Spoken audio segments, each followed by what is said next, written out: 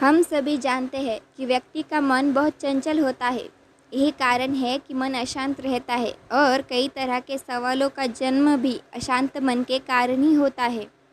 यदि आप अपने जीवन में शांति चाहते हैं तो इसके लिए ज़रूरी है मन को शांत करना। लेकिन मन को शांत कैसे किया जाए? आज हम इस वीडियो में गौतम बुद्ध से जुड़ी इस कहानी के माध्यम से मन को शांत करने के तरीके के बारे में जानेंगे।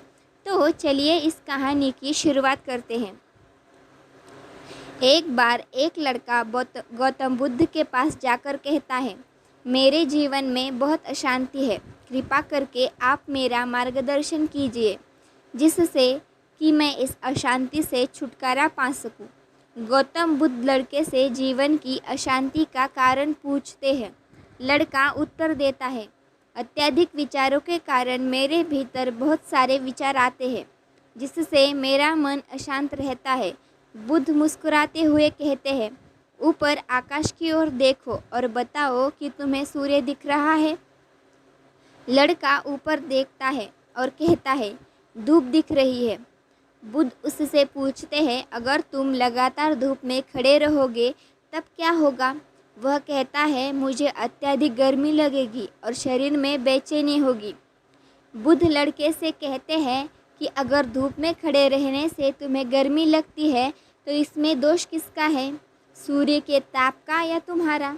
लड़का कुछ सोचने के बाद कहता है, इसका जवाब आप ही दीजिए। बुद्ध कहते हैं, सूर्य का काम है ताप देना और ताप का काम है गर्मी लगना। ऐसे में तो दोष तुम्हारा ही है कि तुम धूप में जाकर खड़े हुए जिससे कि तुम्हें गर्मी लगी। तुम्हें अगर शीतलता चाहिए तो तुम्हें छांव में रहना होगा। ठीक इसी तरह चंचल मन का भी स्वभाव होता है, विचारों और भावनाओं को जागृत करना। विचार क्षण भर के लिए होते हैं, लेकिन विचार से पैदा हुई भावनाएं देर तक टिकी रहती है। लेकिन यह तुम्हें निर्णय लेना है कि तुम्हें विचारों और भावनाओं के साथ चलना है या अलग दिशा बनानी है। मन को शांत कैसे किया जाए? बुद्ध कहते हैं, मन को शांत करने के लिए तन के आयाम पर काम करना सबसे आसान तरीका है। शरीर के स्तर पर हमारी कर्मेंद्रिया और ज्ञानेंद्रिया है। कर्मेंद्रिया कर्म और ज्ञानेंद्रिया ज्ञान से जुड़ी होती है। इससे हम अपनी संवेदनशीलता को बढ़ा सकते हैं, यानी हम जो भी काम करें उसे आनंद के साथ करें। मन के आयाम से हटकर तन के आयाम पर जाने से ही तुम्हारा चित्त शांत होगा।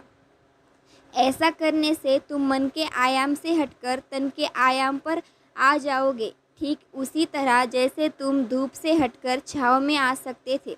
मन के आयाम से हटने पर तुम्हारी जागरूकता तन पर आ जाएगी। जब तुम तन के आयाम पर काम करोगे तब तुम्हारा चित्त शांत होगा। इसीलिए हर काम को तन के आयाम पर करने से मन स्वतः शांत हो जाता है। अपने मन के विचारों और भावनाओं को नहीं बल्कि सुर को सुनो। लड़का बुद्ध से कहता है, अपने भीतर के सुर को कैसे सुने? बुद्ध कहते हैं, किसी शांत स्थान पर रहकर जहाँ शांति हो तब अपनी आंखें बंद करो और मन के भीतर चल रहे शोर से हटकर भीतर के सुर को सुनने की कोशिश करो। सुर निरंतर चलता रहता है, लेकिन बाहर के शोर के कारण तुम अपने मन के भीतर चल रहे सुर को सुन नहीं पाते हो। जब तुम अपने दोनों कानों को अपने हाथों से बंद कर दोगे तभी मन के सुर को सुन पाओगे।